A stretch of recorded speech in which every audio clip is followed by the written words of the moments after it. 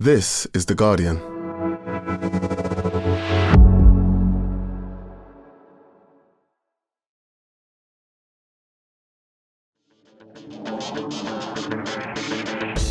Hello and welcome to The Guardian Football Weekly. This is a special on FIFA's decision to award the 2034 World Cup to Saudi Arabia. What appeared to be a fait accompli for years was rubber-stamped on a Zoom call last week. Delegates applauding it through like it was some kind of COVID game show. Questions then. So how transparent was the bidding process? Why did Saudi Arabia want the World Cup? And why were FIFA and Gianni Infantino hell-bent on them getting it?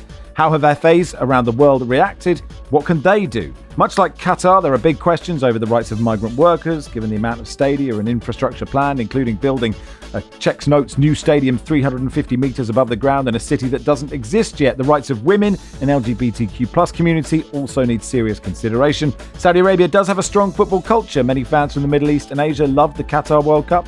How should we face the accusations of being Eurocentric or just being biased Westerners when we discuss all the above issues? This is The Guardian Football Weekly.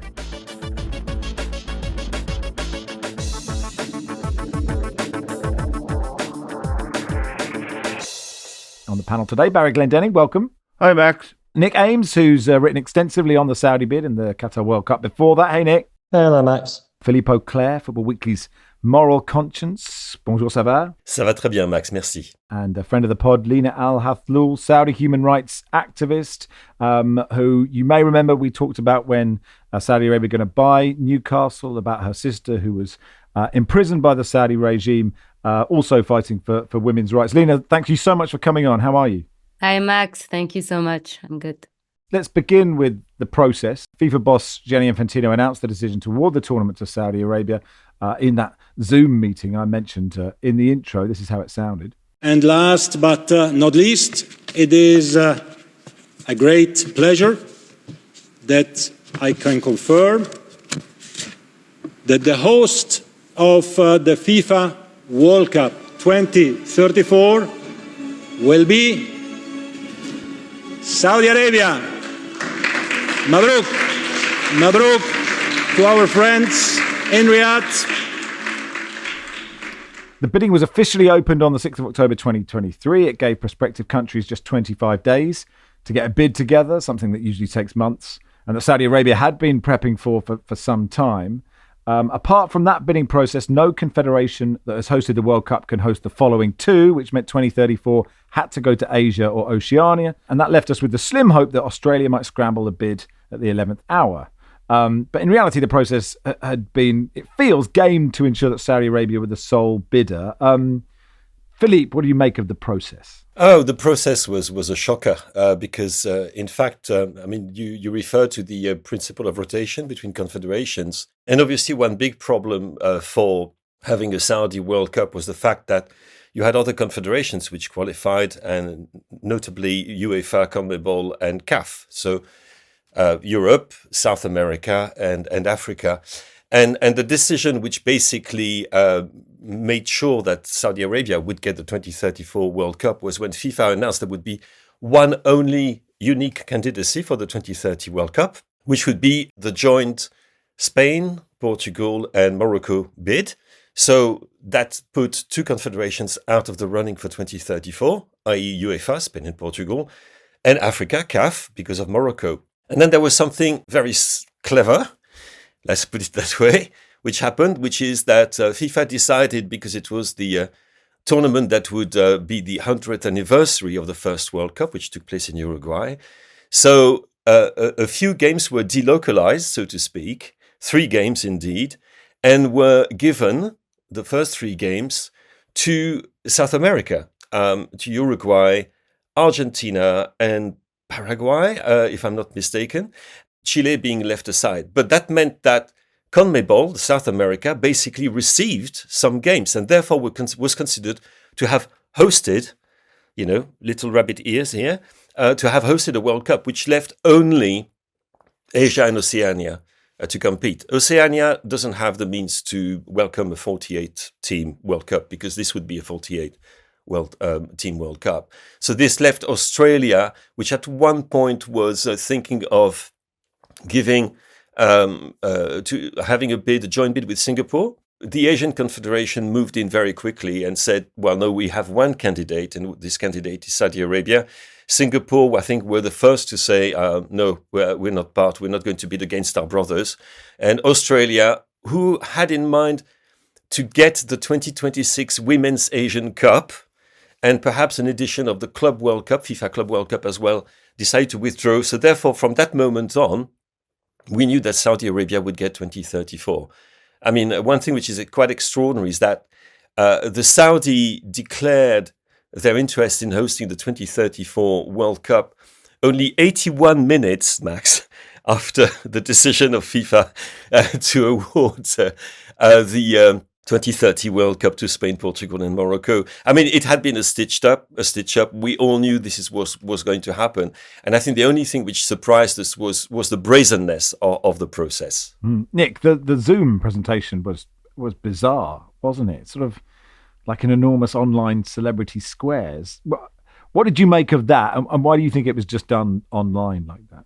Yeah, you had different FA heads in their cars in some situations, just sort of watching on with their headphones in. It was a complete parody of what due process or scrutiny should be, and just something very concerning. And we can come on to the sort of responsibility of individual FAs, to have said or done something. But I spoke to one or two of them European based as well beforehand, and I'm saying, look, you can't be happy with how this is going to come across over Zoom, a vote through acclamation, a fait accompli. As we have said, you can't really be happy with this process, even though I know you're going to nod it through.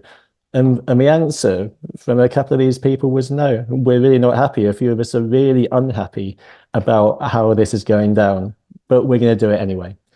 And which made the whole thing so hollow and vacuous to watch. And total lack of scrutiny, which is a theme of modern day FIFA. I think they are very happy to avoid questions broadly from the media and people who might put this bid and other such things under the microscope, and convening people in a place and in a room together where media and other organizations might be able to get in front of them and corner them, and whether on or off the record, ask questions, get words from them.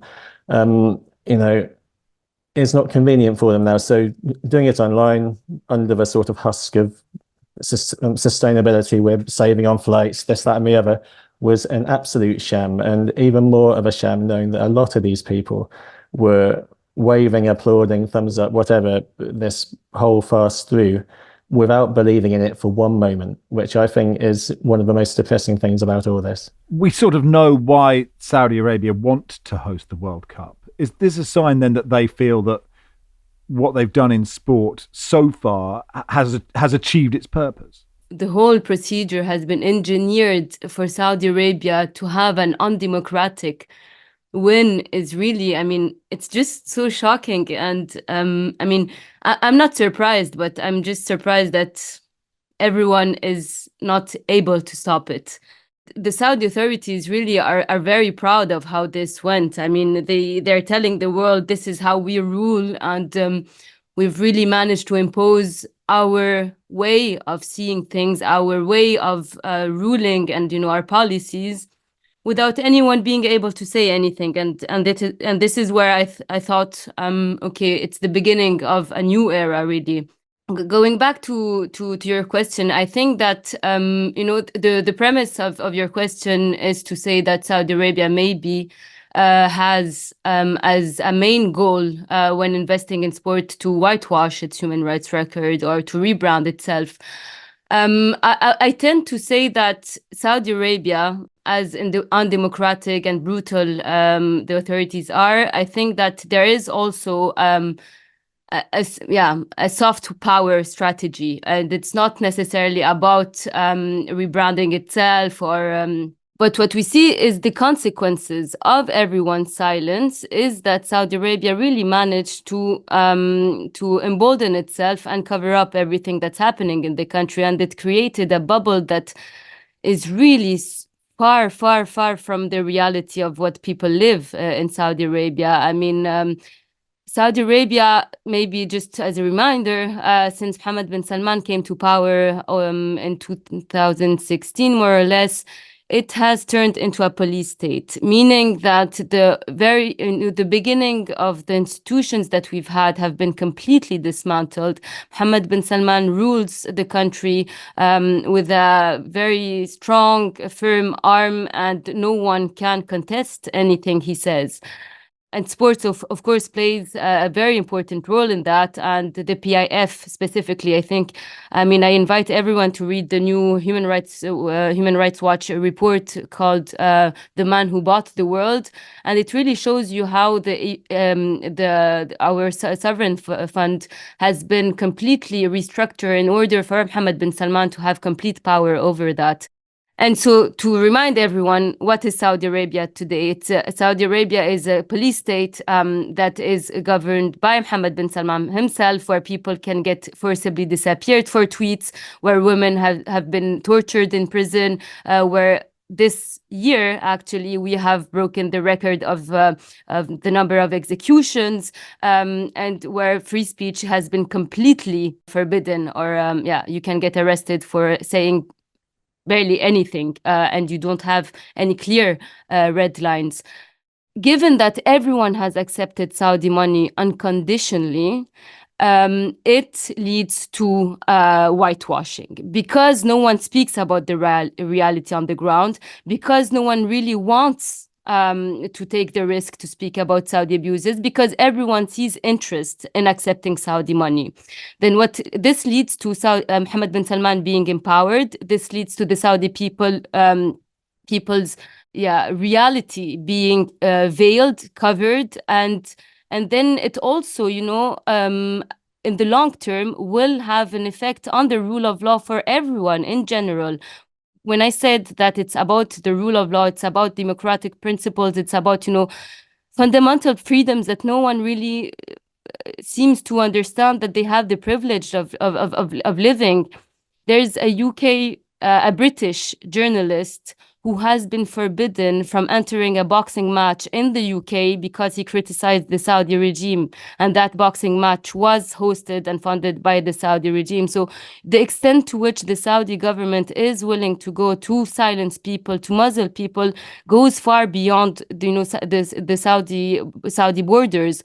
So this is where it gets really dangerous. Saudi Arabia shows everyone that they do not respect any kind of fundamental freedoms, and that they don't care about their image anymore, because everyone has accepted money unconditionally. So again, it's not necessarily only about how Saudi people are suffering today. It's really about accepting for the rule of law to be dismantled through the investment of sports. Philippe, why do FIFA / Gianni Infantino want Saudi Arabia to have it? Is that just purely money? Yes, absolutely.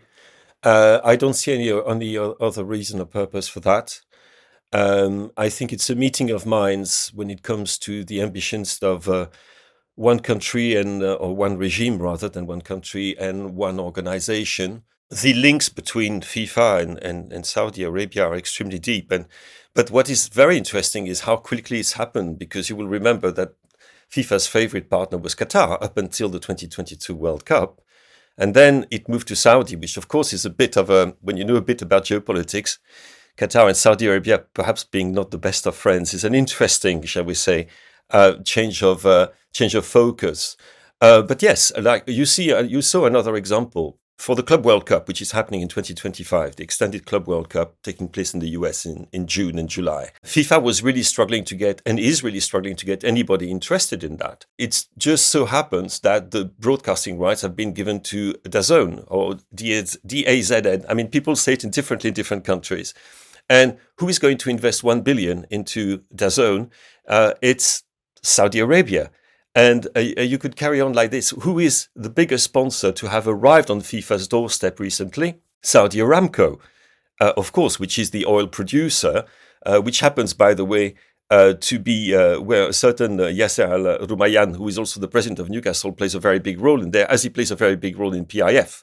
There's one thing I would like to add to that, because we shouldn't forget that this is something that the Saudi regime rather, has been implicated in not just over the last 6 months or 2 years.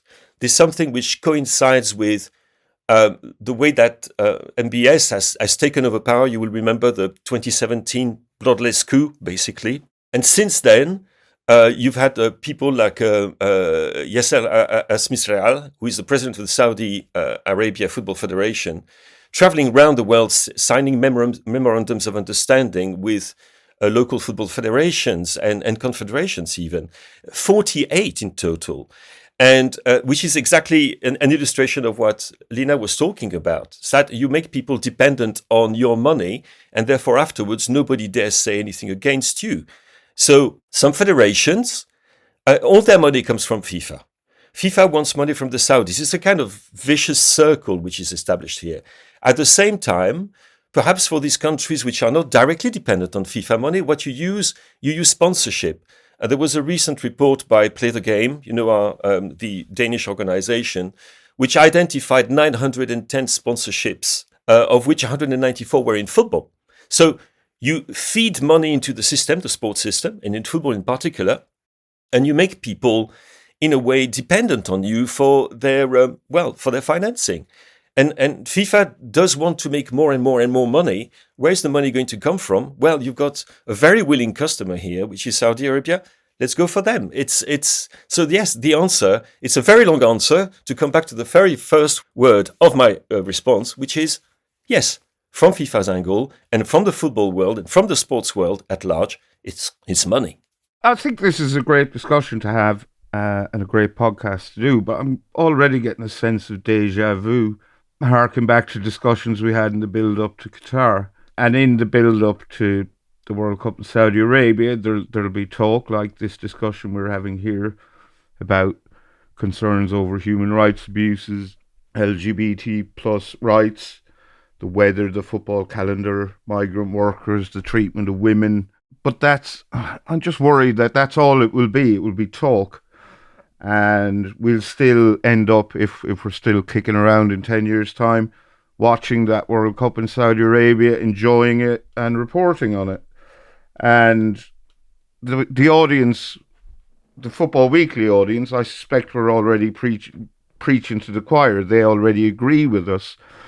So I just wonder what we're doing here apart from sort of ticking a box to say, oh, well, we've made our feelings clear. I'm not sure what else can be achieved. What we do have here is a 10-year run-up to hold feet to the fire. I think, a lot of the Guardian's most important reporting pre-Qatar through the brilliant Pete Patterson, who literally followed coffins of workers back to Nepal to understand causes of death and how that has happened. It went countless times. I think we began most of that work from memory around 2013. So we've got 10 years now to ensure that,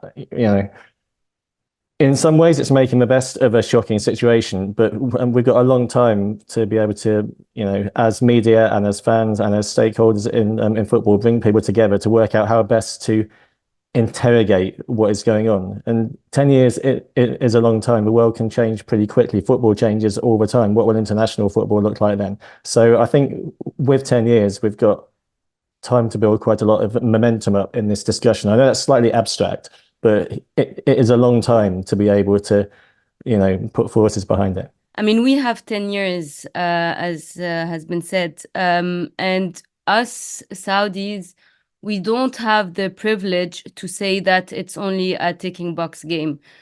We have to take every opportunity to speak about what's happening in our country. I mean, for us, it's not just speaking about women's rights or LGBT rights or, any kind of minority group that are known to be repressed just as a generality. It's about building up to that World Cup with concrete demands, and our political prisoners are not just collateral damages to greedy ambitions or to such events. For us, they are a priority, and we do hope that, or I do hope that by, participating in such a podcast, people will at least get to know some of our political prisoners and will call for the release of some of them. I mean, the Saudi authorities have not allowed any human rights organization on the ground since Mohammed bin Salman came to power. So I do hope that by 2034, at least some human rights organizations will be able to enter the country, document, advocate, visit political prisoners, ask for their release. Some have been forcibly disappeared for years now. Since 2018, Abdurrahman al-Sadhan has been forcibly disappeared. So I do hope that by speaking about them, at least we will know about their whereabouts. I think that, it's not really, I think we don't have the privilege, and we should not just think that it's nonsense discussions, and we have to have clear benchmarks on how the discussion goes. And I'll just repeat that our political prisoners should be a priority in these discussions, and you should all also be naming them when speaking about Saudi Arabia. And let's do that in part 2.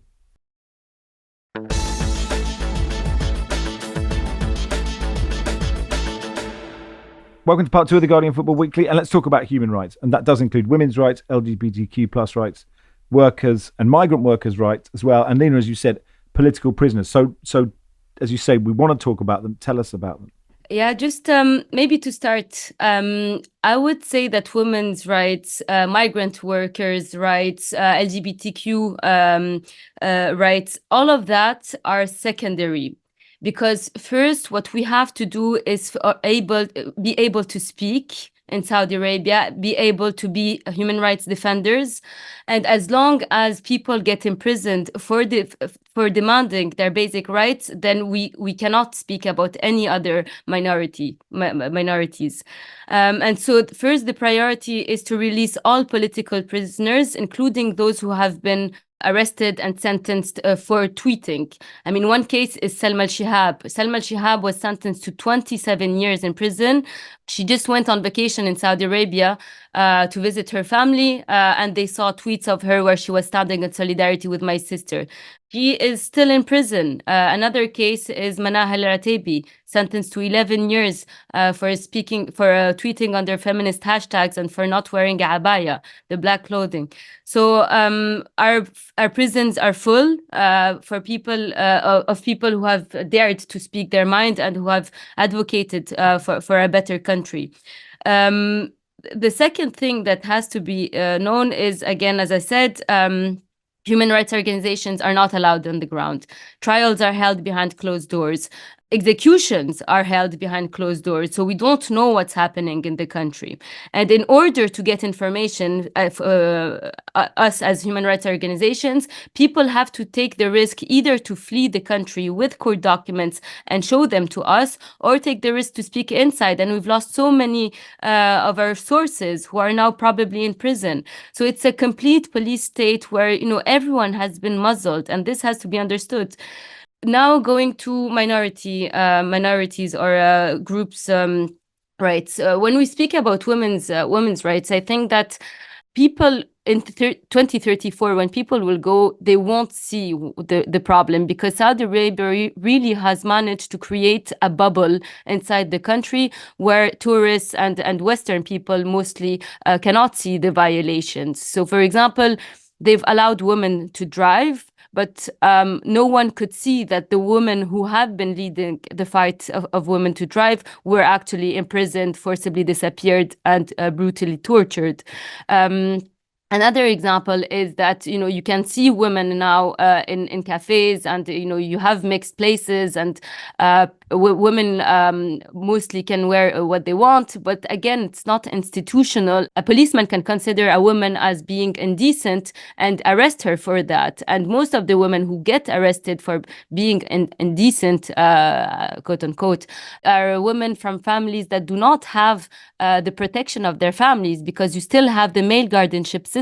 As a woman, you are under the good will of your male guardian, who's your father or your husband. So, Western people will be able to wear what they want in Saudi Arabia and not know that some women actually get arrested, imprisoned, and sentenced to decades in prison for, believing that they can wear freely. Again, I think that also for LGBTQ people going to Saudi Arabia, they won't have any issue. And this is really, I'm not saying that it's problematic that they'll be able to be free in Saudi Arabia. What I'm saying is that the double standards, Saudi people get arrested for that, but for Saudi Arabia to get investment and because they know that it's a priority for Western people, then they would allow Western people to to enjoy total freedom in Saudi Arabia, while the Saudi people live a different reality. So probably people will go back, after 2034, saying that everything they heard about Saudi is wrong and that, they were able to enjoy it fully and all of that. But no one really sees what's happening in the country to locals, to residents, to citizens. And this is where it's problematic because, you also, you have women. I mean, Georgina, Cristiano's girlfriend, posts her pictures of herself in bikinis. I mean, no Saudi woman could do that without getting arrested. And so they've really created a bubble for investments for Western people to see, while Saudi Arabia has not foundationally changed. I don't know, how to really show you the dark and brutal reality of what the Saudis live, but it's not a happy one.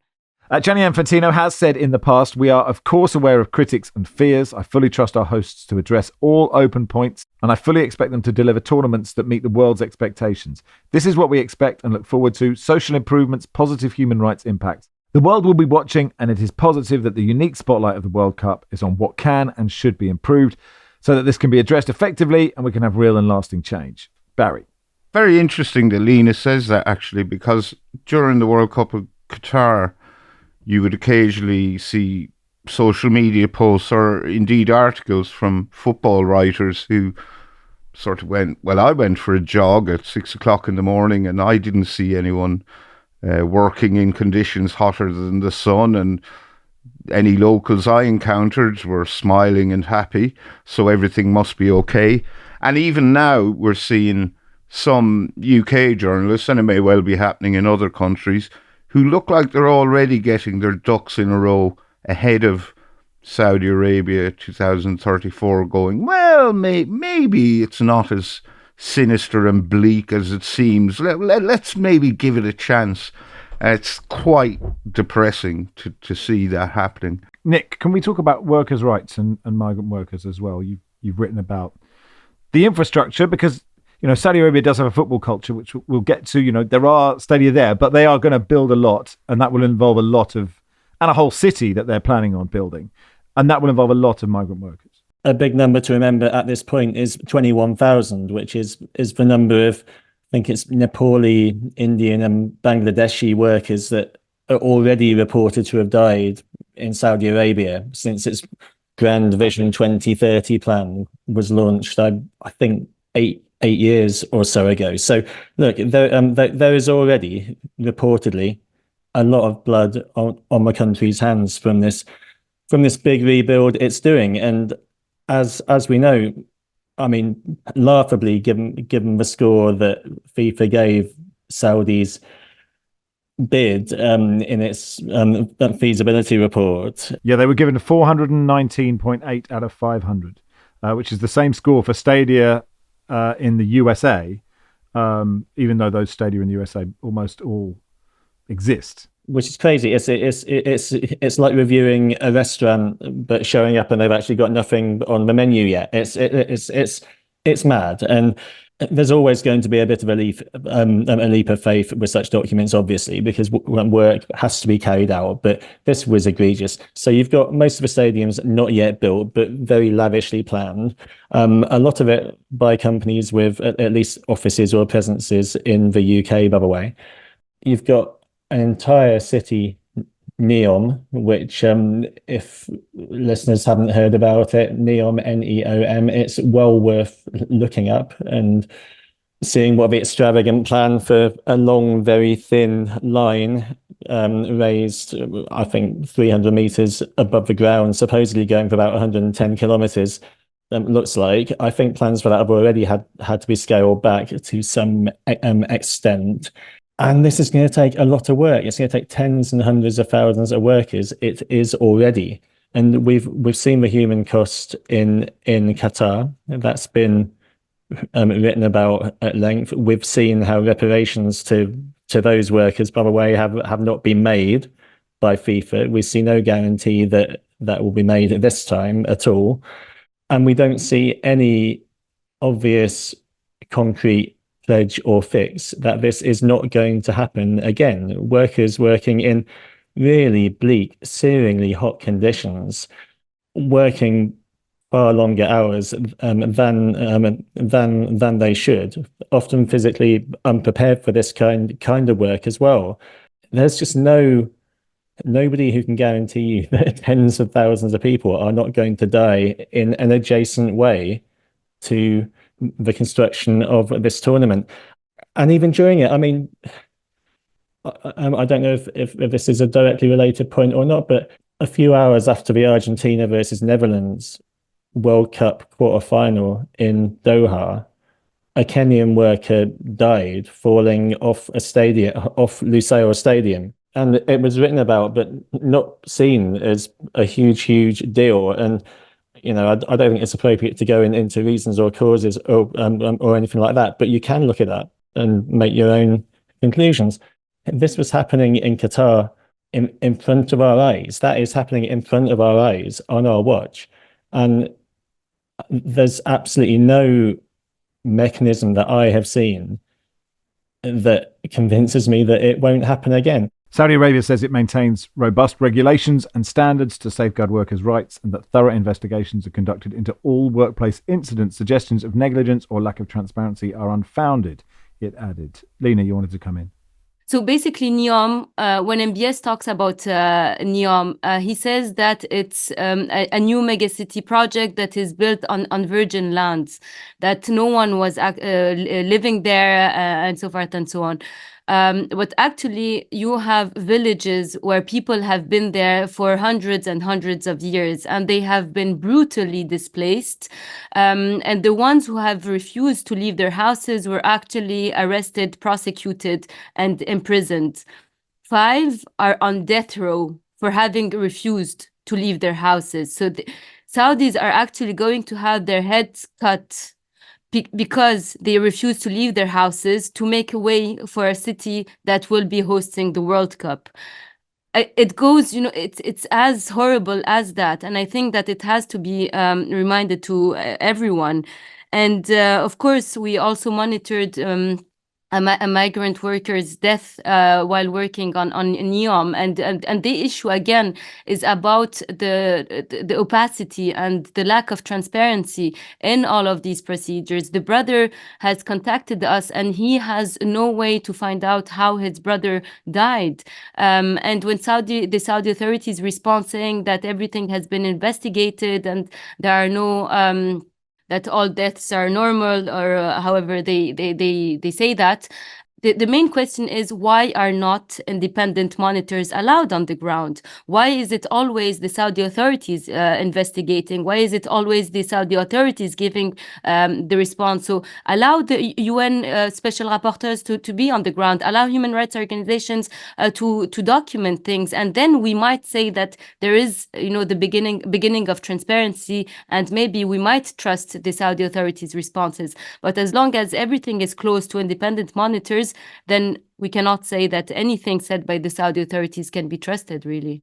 All right, that will do for part 2. In part 3, we'll talk about the responsibility of FAs, the responsibility of fans, and any other business as well.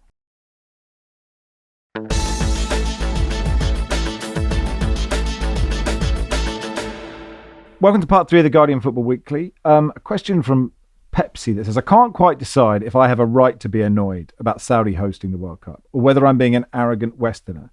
It seems slightly different from Qatar, as at least Saudi have some footballing World Cup history. He says, and I assume more infrastructure to host the competition than Qatar did. We covered how much work they have to do on that. But I still feel uneasy about it with the whole sports washing thing. Am I correct too? In theory, Saudis should have the same right to host as the USA, so why does it feel different? And Lina, there is a very frequent criticism that we will get after this podcast, that when we bring up these issues, we might call for boycotts, but we don't boycott ourselves, The newspaper doesn't boycott it. Once the football starts, we watch the games. And once the World Cup finishes, we forget about it. And a lot of that is practical, right? The news cycle moves on, the season starts. But I wonder what you think is the correct response to the criticism. In many ways, also the criticism that it's a kind of anti-Arab thing that we are doing. It is racist to talk about this. Yeah, that's an excellent point, and I think it's very timely, and we need to speak about this. When we criticize the Saudi authorities on their human rights abuses, it's because the Saudi people cannot speak for themselves. And when we say that, we should not be speaking about Saudi Arabia because it's a different culture, it's a different tradition, and all of this, what we have to be reminded that the Saudi people live under a brutal dictatorship. That people cannot, give me one example, just one example of one person who has said anything close to criticism of the Saudi authorities or the Saudi regime that are not in prison. Everyone is in prison. Our prisons are full. So the Saudi authorities have really managed to gaslight everyone for criticizing their human rights abuses. And I always give this example. So what is Saudi culture? What is Saudi tradition? Human rights are for everyone. When we say that we should not we should respect the Saudis because it's a different tradition or different culture. It's not part of our culture to be repressive. It's not part of our culture not to respect women. It's not part of our culture. We cannot say that we have a culture when people have not been able to elaborate and develop this culture. It's always a state-imposed one. And I always give this example to really illustrate what I want to say. So the Saudi authorities, when women were not allowed to drive, they would always say, yeah, but it's the Saudi people's culture. People are not ready for women to drive. And that, the majority of the Saudis are not ready for women to drive. And then all of a sudden, MBS arrives and he allows women to drive. And all of a sudden, everyone repeats the same state-sponsored narrative that, oh, wow, 80% of the people are happy about MBS because he finally allowed women to drive. So who are these Saudis? Are they the ones who have been, for years not been okay with women driving? Or are these 80% very happy of women now being able to drive and the opening of the country? So, like saying that you don't want to engage with Saudi Arabia or, really condemn the human rights abuses because it's racist or whatever, it does not make any sense. You would be seen less racist talking about our political prisoners, saying that MBS does not actually represent Saudi Arabia. When you stay silent and accept Saudi money and accept to go to Saudi Arabia, you're only green lighting the policies of MBS and giving us even more a harder time advocating for our fundamental freedoms. So there is nothing racist about saying that Saudi Arabia is problematic. It is MBS. It's not the Saudis. It's not the Saudi state. It's MBS himself, really. And Lina, following up on what you just said, the money goes to lots of different places. Lots of people, as we've established, now rely on this money. What do you say to people who choose to take money from the Saudi state, be it a footballer or a broadcaster or someone who's going to build a stadium or whatever? I'm fascinated to know. I don't want Saudi Arabia to be boycotted. I don't want it to be embargoed. I don't want sanctions. I don't want all of that. My people deserve life. They deserve also to enjoy everything everyone else enjoys. The only issue is that when we accept Saudi money, we usually do it unconditionally. So everyone telling me that, Lina, you're being too harsh and that, you have to build bridges and Saudi has to open up to the world in order to change, it is completely true. But I have not seen one person accept Saudi money and willing to raise their voice on what's happening.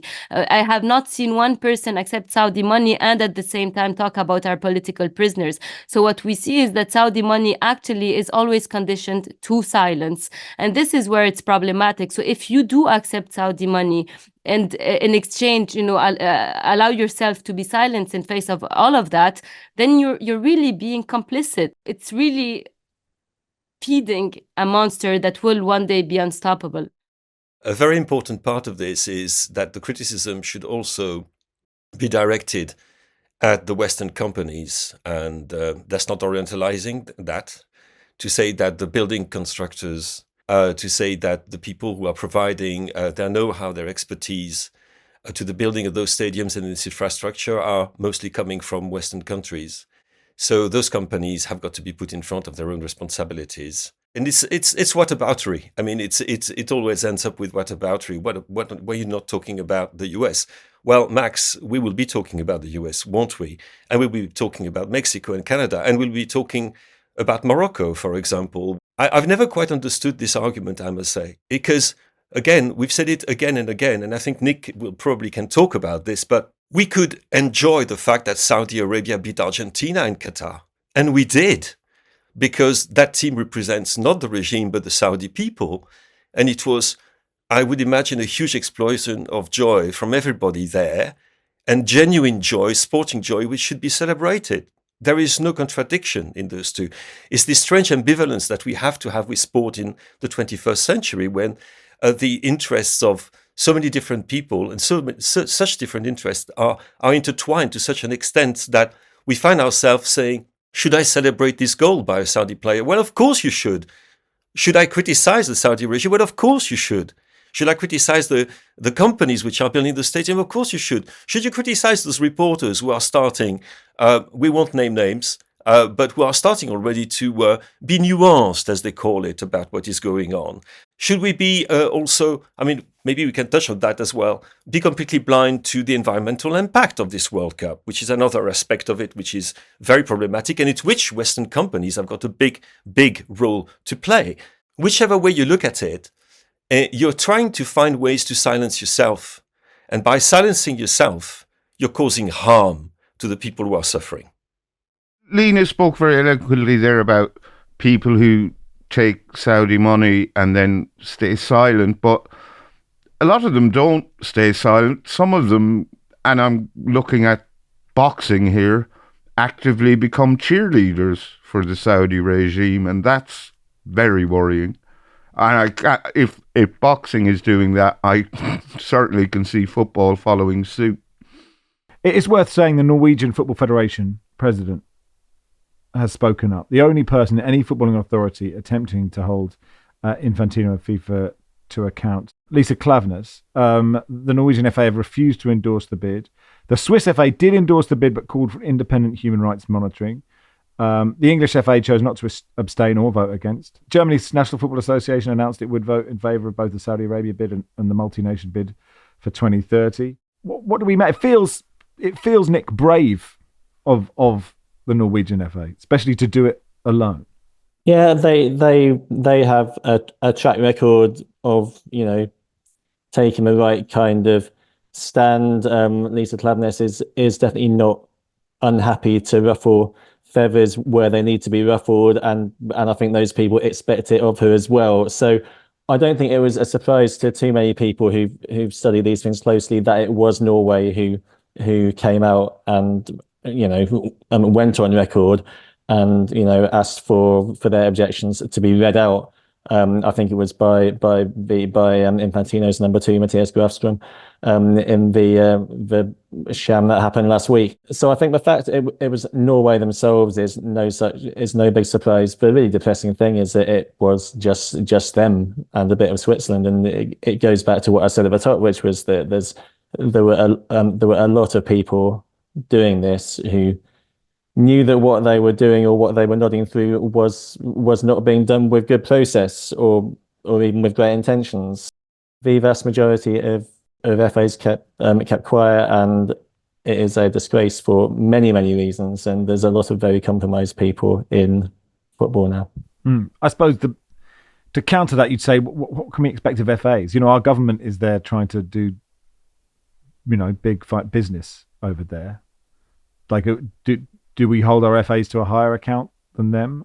Of course. There's one thing that governments are forced to have realpolitik. They have no choice but to engage with everybody. Channels are open even to your worst enemies. That's the fact of life. It's always been like this. It always be like this. This is different. This is a decision taken by sport, by football in this particular case, to choose that particular country, that particular regime, and in complete, ignoring every single rule of transparency and accountability. This is completely different. I mean, we cannot. The argument will go, oh well, look, like Sir Keir Starmer met with a Saudi representative or a minister and so forth. Well, so therefore, it's quite normal if our sporting organizations want to engage with the Saudis. Well, no, it's not. It's not at all. It's especially not at all since FIFA is supposed to be an association of associations, and it no longer is the case. And in some cases, you can understand why some countries which entirely depend on FIFA's largesse to survive in terms of football administration, that is, will not bite the hand that feeds them. It's not particularly glorious or something to take pride in, but you can understand it.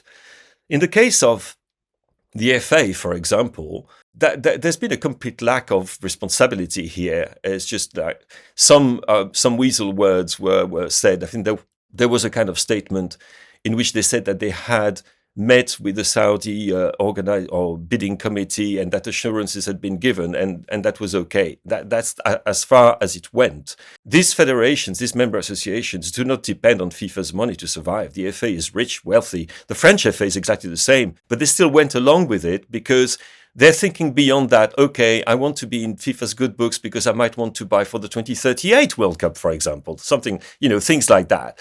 But this is completely different from governments having to deal with each other because you cannot live in isolation. You cannot live in isolation. There is a real football culture in Saudi. People in Saudi Arabia will love the World Cup when it happens. People in the Middle East and Asia love the World Cup in Qatar. Do you think we should boycott it? Do you think what should people listening to this do?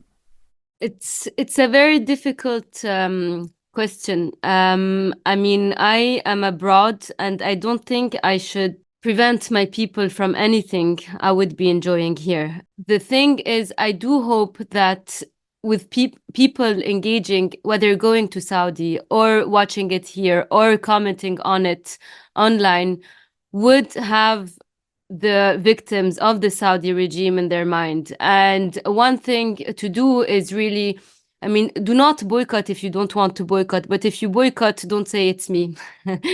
If you do watch it, please, talk about my sister, ask why Lujain is still on a travel ban. You will be going to Saudi Arabia in 2034, not knowing that maybe the people next to you are on a travel ban, not being able to leave the country because they've tweeted something critical of the regime. So you do not, you cannot just go enjoy the freedoms that have been granted by MBS to you and just to leave and then applaud what MBS has done without, giving any kind of word or sentiment to the people inside. So tweet about the victims of the regime, ask for the end of the executions. I promise you it does bring change, and the Saudi authorities feel obliged to take responsibility in some of the cases. So do not forget us, and do not think that the Saudi authorities are the Saudi people. And because there is a splashy event in Saudi Arabia does not mean that the Saudis are enjoying a daily life with full freedom. Again, our political prisoners should be a priority during the next 10 years. And just to a point that was made then and earlier about the importance of putting this event under a microscope and the real world consequences if we don't.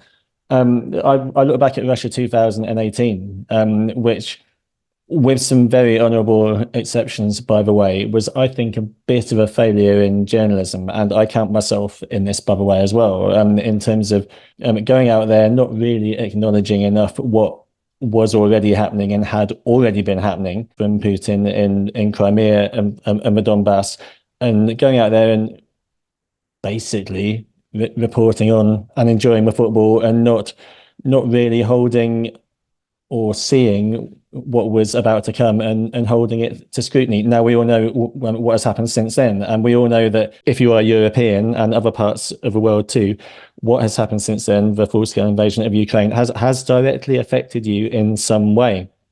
And I'm not saying that, more extensive reporting around the World Cup would have stopped that, but it could have made a difference. It could definitely have caused a bit more outcry, a bit more publicity, a bit more context behind why this World Cup was being held and why it was important to Putin and Russia. So I think maybe the same applies here, and I think hopefully as media we're a bit more prepared this time, especially after Qatar, to be able to have a run up and do this properly. I remember the day after the final in Qatar, I'd covered the Messi and Mbappe final, fantastic game. Everyone's high on football. But the next day, I went to a workers' camp just about 20 miles away, just outside Doha, wrote about it. And I can remember every second of that day. I can remember barely anything about what happened the day before in the final. Genuinely, I'm not exaggerating. I'm not kidding. Wonderful, best World Cup final ever. But I can tell you every single word that those guys said to me the next day, and that has stuck with me very much. And I think personally, and I think collectively, we're hopefully a bit better prepared now after the lessons of the last two World Cups to be able to do this properly as media and as a football community. Lina, final word from you, please. Maybe just to say, so I can't go to Saudi Arabia now because it's too risky, and many of the diaspora cannot go back either. And the idea is to build up a coalition of fans during the next 10 years who would be willing to take responsibility and engage with us and create a kind of a safe circle where they would be in engaging with us and flying to Saudi Arabia with us in 10 years. So anyone, thinking of going to Saudi in 10 years for the 2034 World Cup and willing also to take responsibility and helping us go back home, I'm happy to engage with you directly. Please feel free to reach out to us and we can work all together. Thank you so much. Thanks so much, everyone, for doing this. Thank you, Nick. Thank you. Thanks, Baz. Thank you. Thank you, Philippe. Thank you very much, Max. And especially, Lina, thanks so much for your time. Thank you, Max. Thanks, everyone. Football Weekly is produced by Joel Grove. Our executive producer is Danielle Stevens.